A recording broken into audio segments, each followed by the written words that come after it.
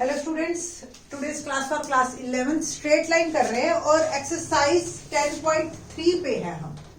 10.3 exercise है reducible. क्या है रिड्यूसिबल? पहले तो फर्स्ट ऑफ ऑल हमें 5 फॉर्म पता होनी चाहिए जो हम 10.2 एक्सरसाइज में करके आ चुके हैं। The very first is slope intercept form. किसी भी लाइन की इक्वेशन में जो स्लोप इंटरसेप्ट फॉर्म है y is equal to mx plus c. y का कोफिशिएंट 1 होना चाहिए, पॉजिटिव होना चाहिए और एक ही साइड पे होना चाहिए। बाकी जब दोनों चीजें उस साइड चली जाएंगी, x का और कांस्टेंट, तो जो x का कोफिशिएंट होगा वो आपका स्लोप हो जाएगा लाइन का, और c जो है इंटरसेप्ट है, y इंटरसेप्ट। तो m is slope of A line and c is y intercept. ठीक है जी, पहली बात। नंबर 2, जनरल इक्वेशन हमारी जो है, कोई भी जनरल इक्वेशन लाइन की जो आप देखते आ रहे हो, जो आप 9th क्लास से इनफैक्ट देखते आ रहे हो, वो ये है। जब हमने आपको ग्राफ ड्रॉ करना सिखाया था, इस तरह की इक्वेशन हम देते थे और आप x और y की 4 वैल्यूज बना लेते थे। एज एग्जाम्पल इस तरह की आपको इक्वेशन देखने की आदत है। ये जनरल है ABC। थर्ड वन इज पहली स्लोप इंटरसेप्ट फॉर्म है। दूसरी जो हमारी है वो है इंटरसेप्ट फॉर्म। इंटरसेप्ट फॉर्म क्या होती है? x by a plus y by b is equal to 1। तो 1 बहुत इंपॉर्टेंट है। ये 1 जो है एक्चुअल में जो भी x और y के फिर कोफिशिएंट बनते हैं, यहां 1 बना के वो आपके x इंटरसेप्ट और y इंटरसेप्ट बन जाते हैं। द फोर्थ वन इज जो है वो नॉर्मल फॉर्म या परपेंडिकुलर फॉर्म। अगर आपको ध्यान हो तो आपकी परपेंडिकुलर फॉर्म या नॉर्मल फॉर्म मैंने आपको जो बताई थी 10.2 एक्सरसाइज में, वो थी x cos alpha plus y sin alpha is equal to p। And p में ये कंडीशन थी कि p इज ऑलवेज पॉजिटिव। ठीक है जी। तो अब जो आपकी ये इक्वेशन है, इसको आप इसी फॉर्म में चेंज करेंगे। कैसे करेंगे? सबसे पहले हम इसकी परपेंडिकुलर फॉर्म बनाएंगे। जो भी x और y के कोफिशिएंट है उनके स्क्वायर्स का सम और उसका स्क्वायर रूट, उससे डिवाइड करके फिर कांस्टेंट्स को उधर लेके जाएंगे। It can be written as a upon root a square plus b square x, b upon root a square plus b square y और minus c upon root a square plus b square. Definitely ये position जो है आपकी positive ही रहेगी, क्योंकि पहले square है फिर अंडर रूट है, और ये हमें पॉजिटिव रखना है, चाहे इन दो को आप नेगेटिव कर दीजिए। Now this one is p and ये आपका है साइन अल्फा और ये है आपका कॉस अल्फा। अब आपको ट्रिग्नोमेट्री अच्छी तरह से आती है, आप अकॉर्डिंग टू दैट जो भी वैल्यू आएगी अल्फा की वैल्यू निकाल लेंगे, और उस हिसाब से हमारी जो है ये x का कोफिशिएंट कॉस अल्फा होता है, y का कोफिशिएंट साइन अल्फा होता है। ये हमने ध्यान रखना है। ठीक है जी।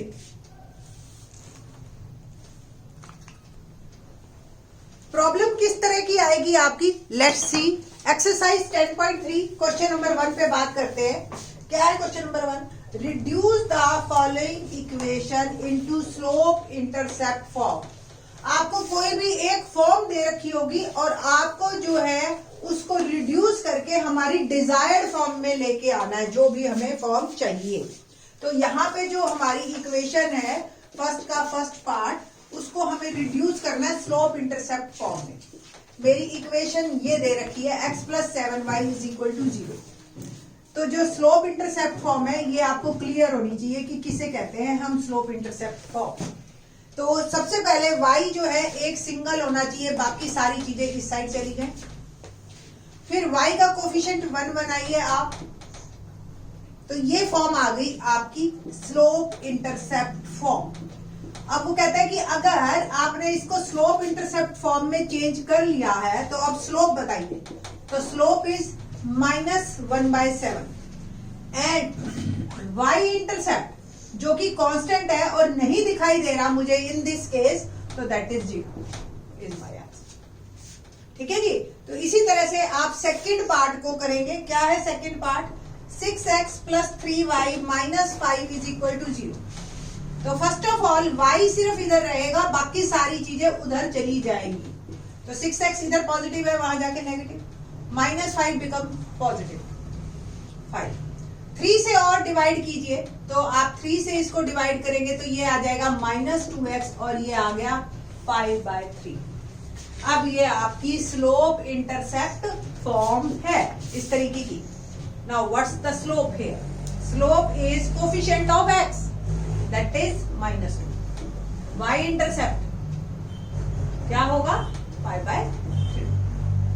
ठीक है, तो ये इस तरीके के इजी क्वेश्चन है। ट्राई कीजिए थर्ड, और फिर नहीं तो आगे वीडियो को बढ़ाइएगा। थर्ड पार्ट देखते हैं। Third is quite easy one. y is equal to 0। अब आपको इसको रिड्यूस करने की जरूरत नहीं है, इसमें y दे ही रखा है। ये पोर्शन 0 है, it means no problem, 0 plus 0 भी आप लिख सकते हो। इट मीन्स ये पोर्शन भी 0 और ये भी portion 0। So slope, what's the slope? That is 0 and y intercept that is also 0। तो both are 0 in this case. तो y is equal to 0 actually x axis होता है। आप लोगों को ये क्लियर होना चाहिए क्या फॉर्म आती है। नेक्स्ट क्वेश्चन देखते हैं। क्या है नेक्स्ट क्वेश्चन? कि हमें जो इक्वेशन दे रखी है, now we want to reduce in intercept form. Then what's the intercept form? Intercept form is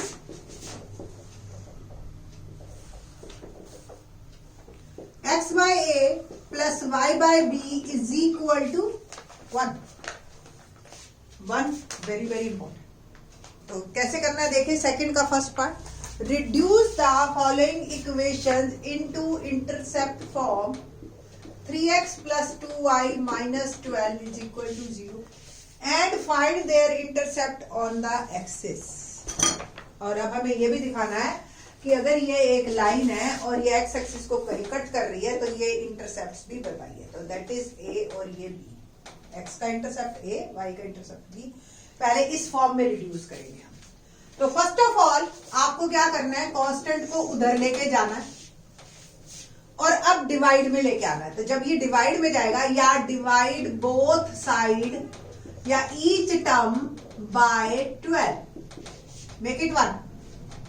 तो 3x by 12 plus 2y by 12 is equal to 1। और we can say that x by 4 plus y by 6 is equal to 1। अब आप देख रहे हैं कि ये और ये फॉर्म बिल्कुल एग्जैक्ट सेम है ना? Bye comparison this is the intercept form.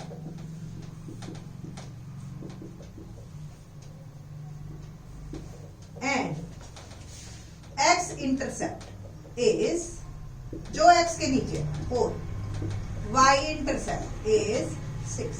That is my answer. तो इजी है, सिर्फ हमें पता होना चाहिए कि एक्चुअल में व्हाट द रिक्वायरमेंट है, क्या मांग रहे हैं। अदरवाइज 11th क्लास के बच्चों के हिसाब से ये कुछ भी मुश्किल नहीं है। इसे एक सेकंड पार्ट देखते हैं क्या है। 4y minus 4x minus 3y is equal to 6। Once again इसको आपने 1 बनाना है सबसे पहले। तो divide each term by 6, 4x by 6, 3y by 6 is equal to 1।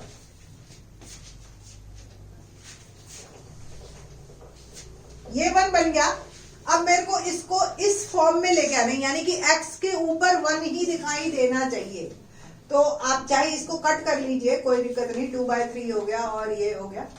तो x अपॉन 3/2 ऐसे लिखो या 2/3x लिखो। क्या दोनों बातें एक है या नहीं है? इस 2 को मैं नीचे ले गई 3 के। ठीक है जी। माइनस की जगह मैंने लिखा पहले प्लस और y अपॉन -2। अब ये मेरी आई इंटरसेप्ट फॉर्म। अगर आपको ध्यान हो, अभी मैंने रब किया है x by a plus y by b is equal to. ठीक है जी। नाउ बाय कंपैरिजन जो है x इंटरसेप्ट क्या होगा? 3/2। y इंटरसेप्ट क्या होगा? -2 इज माय आंसर।